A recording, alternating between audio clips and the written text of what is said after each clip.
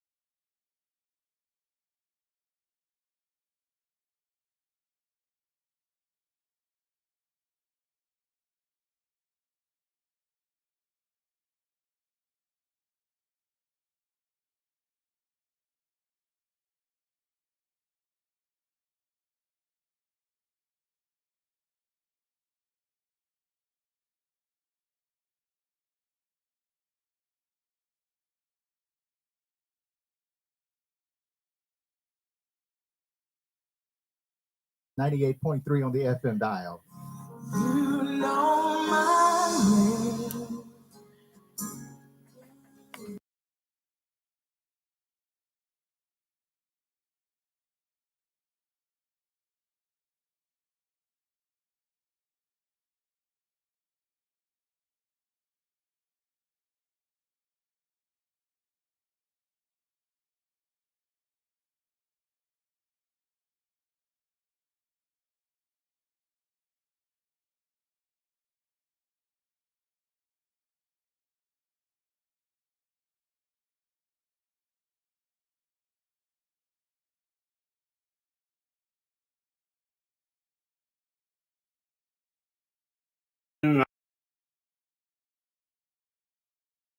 Studio B and say good morning to you, Brother Michael Jenkins. Good morning to you, sir. Good morning. Good morning to everyone out there. Welcome to Dee Sportswrap. Michael Jenkins, and I'm trying some different things this morning. You know, I'm kind of technologically challenged, but I think I got it going on this morning with my setup today. As you can see, that I'm going live today with YouTube, and my Facebook is having some issues right now, so I was forced to take an alternative route. Now, next week I could be doing something else because I have some plans with another service that I've used before, that my stepson turned me on to. It's called StreamYard, and I love it. I had the free version for a while, but the free version was limited, and so they have a price to be a regular subscriber to it, and I'm gonna go ahead and do it because I think it'll work fine. I think that you will enjoy it as well. And don't forget, you can reach us on the WJY app from the App Store. You can catch me on YouTube. The link, I posted the link earlier, I believe. But at any rate, football season. What's today's date? Would you say today's date was today? The 14th, 13th? 13th. 13th, right? Mm-hmm. And that's the middle of September. Obviously, that means September is almost gone. Okay. Seemed like only yesterday it was the middle of August and we were dying of heat just a few weeks ago. But just as quickly, the weather's changed, and now we find ourselves in full fall mode because I'm looking around at the trees and stuff, and 3 weeks ago, I didn't see any brown leaves anywhere. But as you drive around now, as you walk around now, you'll see that fall is definitely kicking in. So I've got my jacket on this morning. I had my jacket on last night at the football game. I went to watch Mullins and Latta, and it was a good game. I hadn't seen Mullins this year. I hadn't seen Latta this year. So I got to see both of them last night, and they're two decent teams. Latta came out with the win, but Mullins gave a good account of themselves. I think they're probably about even, top to bottom. Let's take a look at what Latta has done. Okay. Latta right now is 4-0. And to look at their progression or how their season has gone so far, it's gone pretty well. They're undefeated. But so that in itself right there is a big deal for the Latta Vikings. They look good. I mean, I can't say anything other than that I was impressed with what they were trying to do out there offensively and defensively. Now, during the early part of the season, no, I'm sorry, I'm looking at the wrong one. Yeesh. Let's see. Okay.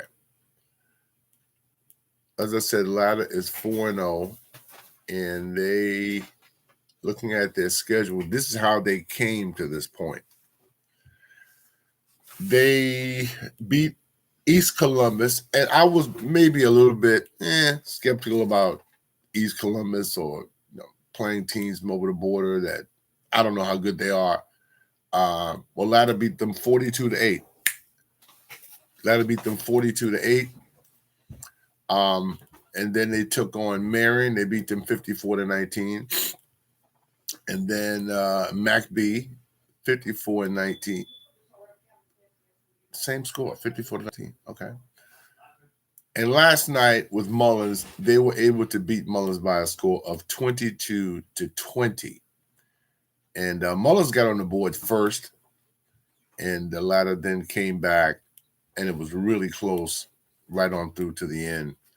And after Latta scored the last touchdown, Mullins scored a touchdown, but they weren't able to cash in on the conversion. As it turns out, that was the difference in the game. Going forward, let's see. So Latta beat East Clarendon, they beat Marion, they beat McBee, and they beat Mullins last night. On the 19th, they have this. Is this the Green Sea?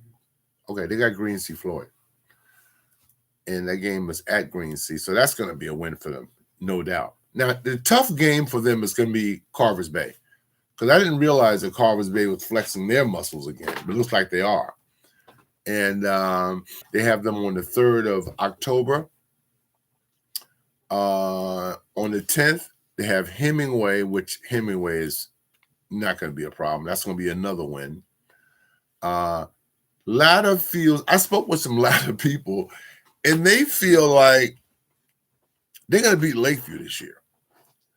Of course, that's the big in-county rivalry between the smaller schools there in Dillon County.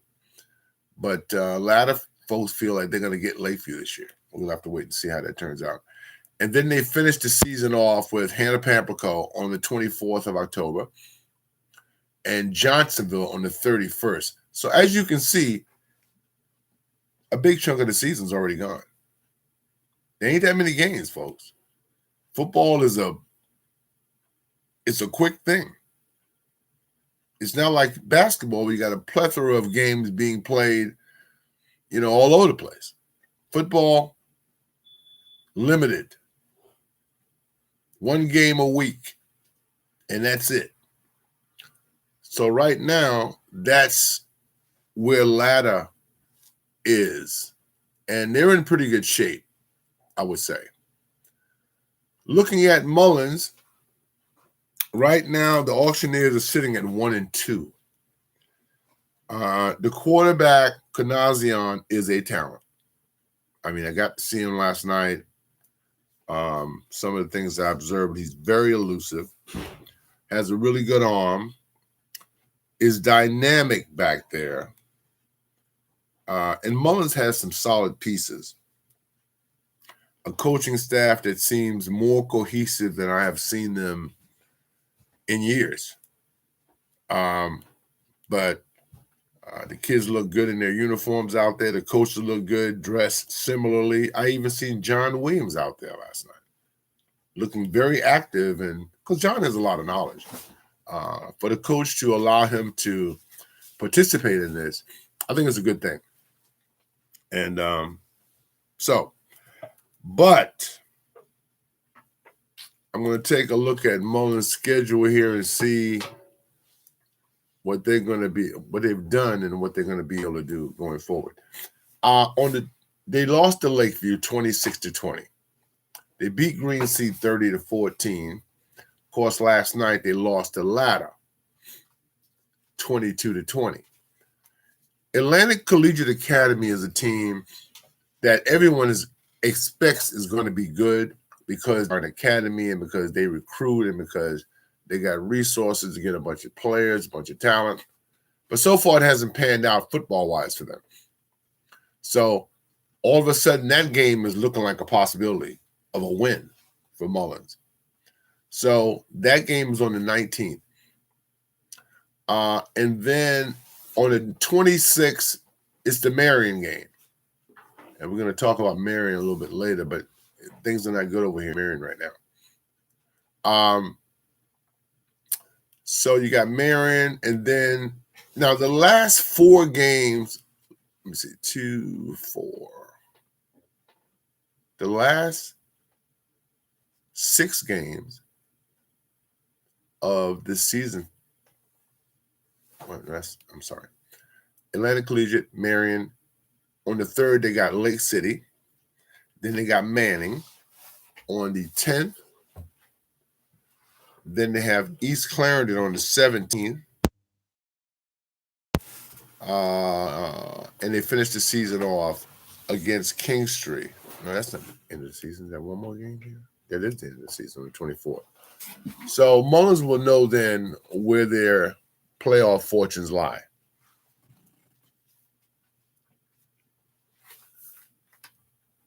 Looking at, let's see. Yeah, the Auctioneers are kind of putting some stuff together here a little bit. I kind of like where they are right now. I like the fact that a lot of basketball players are playing and contributing mightily. Now, Dillon Wildcats. Dillon right now sits at 2-2. And you might ask, how did they get to 2-2? And it's very simple.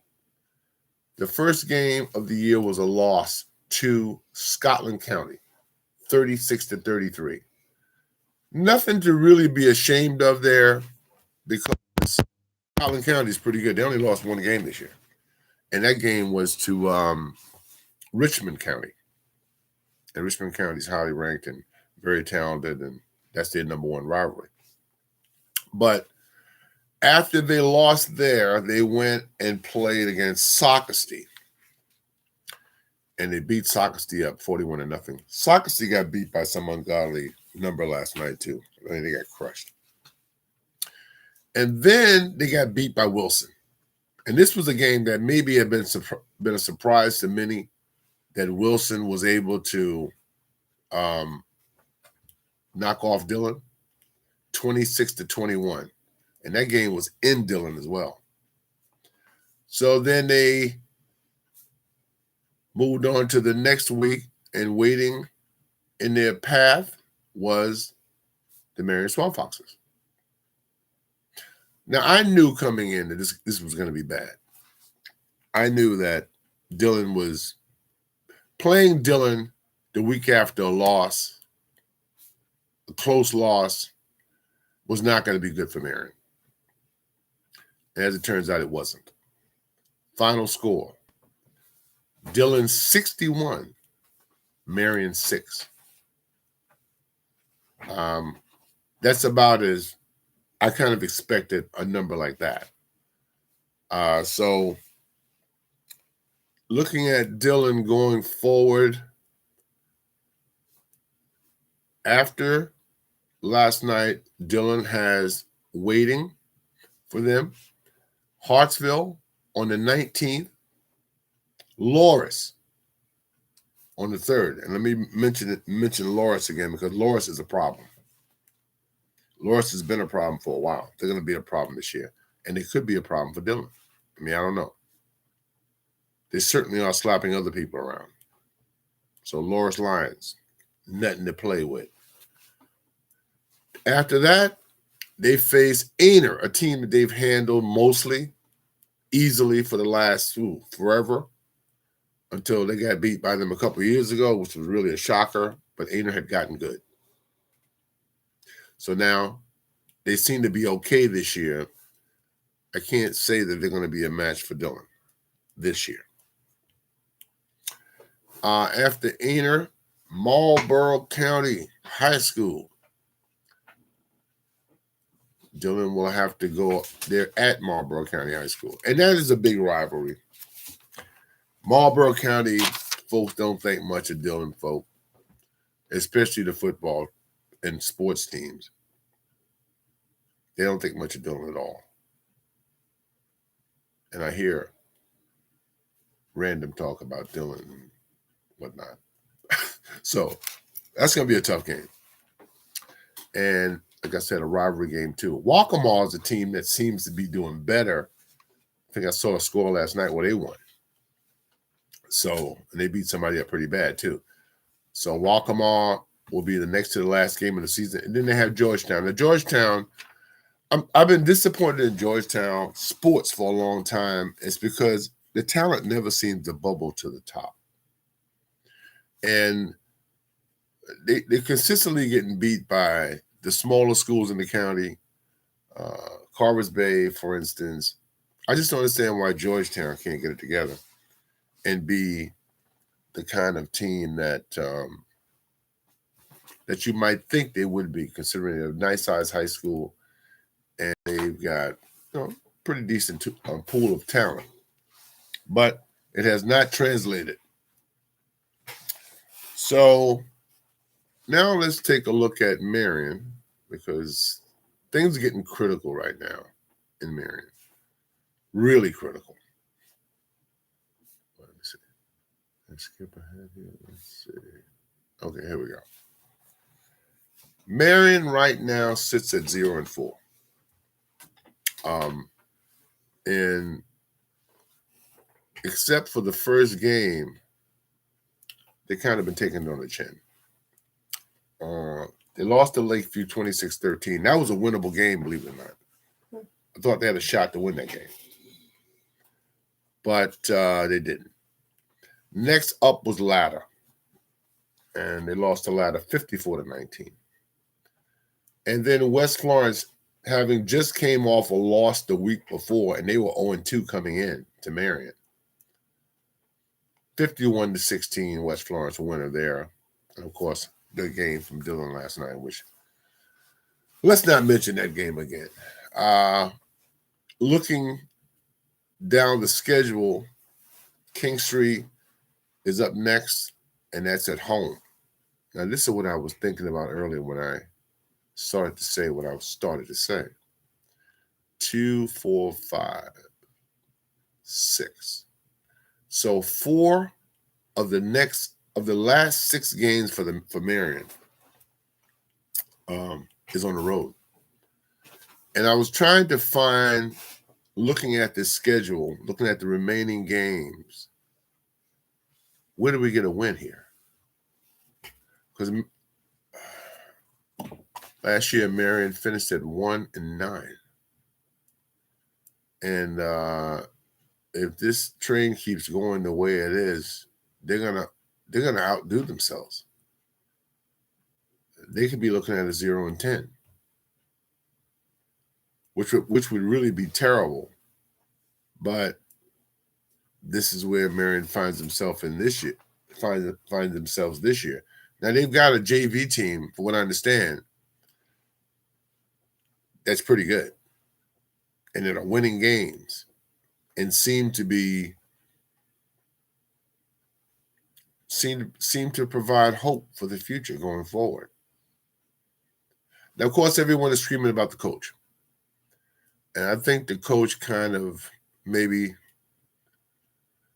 overstayed his welcome a little bit. I think maybe 2 years ago would have been a good time to make a change, but they didn't do it. So, and I like that coach. I mean, Brian is a good guy. But people are not happy right now. And you know they're not going to be happy if you finish 0-10 this year. 0-10, 1-9. Nobody needs that. The kids don't need it either, because that doesn't help their morale. That doesn't help them with anything. The morale has got to be. Then I could be wrong. At any rate, Marion's in trouble. A local guy who always gives me what he thinks Marion's record is going to be in any given year, George Gurley. He was thinking 3 possible wins this year. Then he went down. He went down to like 1 or 2. And the last time I spoke with him, he said they're not going to win any games this year. I was hoping that wouldn't be out there, but apparently right now they're really struggling. So where do we get a win here? I don't know about King Street. Let's take a look at King Street and see where they are right now. That means they're 1-3. And let's see who they played and lost to. King Street beat Georgetown, which everyone's beating Georgetown. They lost to Carver's Bay, a single A school. They got blown out by Crestwood. Then they lost to Timberland. And next up is Marion. So this is going to be hard. Because I look at Atlantic Collegiate Academy, and believe it or not, I think that with the way they've been playing, let me see what they've done. Let me see how good they're 0-3. Okay. So there's a possibility there for Marion to lock in that 1 win. Very good possibility with Atlantic Collegiate. If they don't get it there, it's going to get harder. Because actually, it's not going to get harder. Now to look at the schedule. Lake City is winless as well. And they got beat up last night pretty good by Lamar. And now they're in the crosshairs of the Swamp Foxes, and maybe one of the things standing in between 1 win and 0 wins this year. So Lake City is not good. That's good for the Swamp Foxes going forward. And then you got Mullins out there. And From what I've seen right now between the two teams, Mullins is a better football team than Marion. And I think it would be an upset if Marion beat them. Not that Mullins is, that great, but they seem to have it together a little bit more than Marion right now. So looking at statistically, Marion basically, in the last 3 games, they've given up 54, 51, and 61 points. That's a lot. That averages out to about 55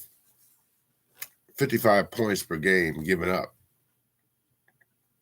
You're not going to win many games like that, if any. With 1 win last year, 4 of the last 6 on the road, it makes you wonder where the points going to come from. And then defensively as well. Offensively as well, they haven't put up a lot of points. They've only averaged 13.5 points per ball game. Now, you don't have to be a genius to know that if you average 13.5 points per game on offense, and then you give up 50 points a game on defense, that would seem to suggest that you're not going to be very good. And that's kind of where they find themselves right now. So the Dillon game is over, thank goodness.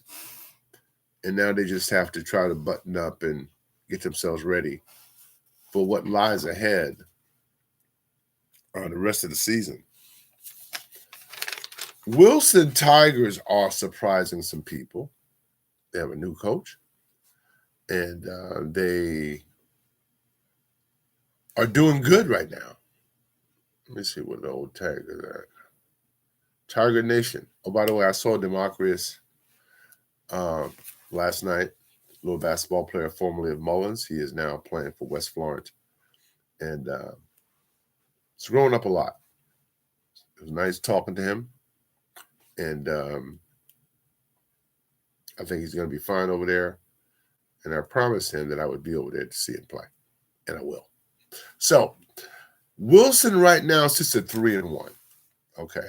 The first game, they beat Conway 13-9. Then they lost to Gilbert in overtime, 29-28. They beat Dillon, and this is what kind of got people's attention. They beat Dillon 26-21. And then they beat West Florence, their rival, last night, 27-21. So West Florence, Wilson right now finds itself in a very good position, a position that maybe folks didn't necessarily see them be. But they seem to be putting it together. What's next for them? And the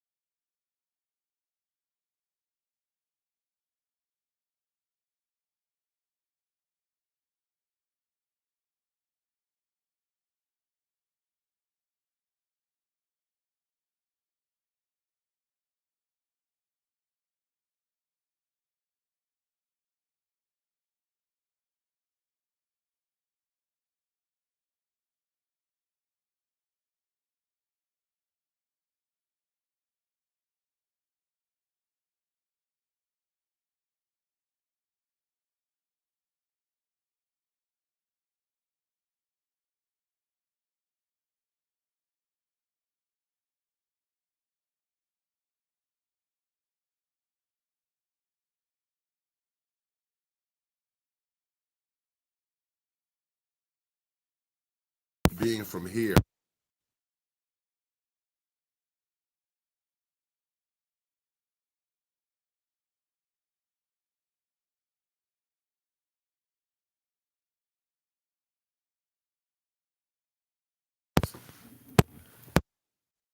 Man,